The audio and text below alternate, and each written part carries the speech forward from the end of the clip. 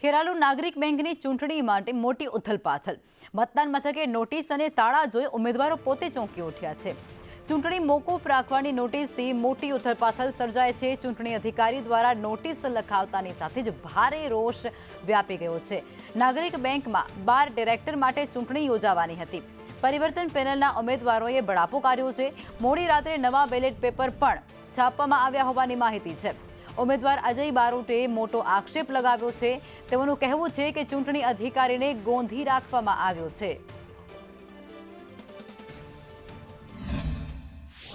ખેરાલુ નાગરિક બેંકની ચૂંટણી ચાલુ હતી.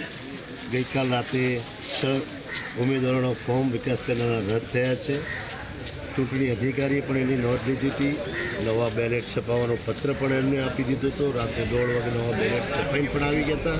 પરંતુ કોઈ કારણ વગર અત્યારે ચૂંટણી બંધ રાખી કોઈ સહી સિક્કા વગરનો એમને એક લેટર ચોંટાડેલો છે. કોઈ ઇનવર્ડ આઉટવર્ડ નથી. એના લેટર પર પણ શંકા છે અને ચૂંટણી બંધ રાખેલ છે એવું એમને જાહેર કર્યું. પત્ર ઉપર એમને નવા બેલેટ પેપર છપાવવા માટે હુકમ કર્યો. રાત્રે મોડા પોલીસ પ્રોટેક્શનમાં નવા બેલેટ પેપર પણ આવી ગયા. છતાંય કોઈ પણ જાણ કર્યા વગર સવારે નાગરિક બેંકના આગળ અને જે જગ્યાએ મતદાન થવાનું હતું એ આગળ ચૂંટણી અધિકારીના સિક્કા વગરનું એક લેટર લગાડી અને ચૂંટણી મોકૂફ રાખવાની છે એવી રીતનું એક એમને મનસ્વી રીતે નિર્ણય લીધેલ છે.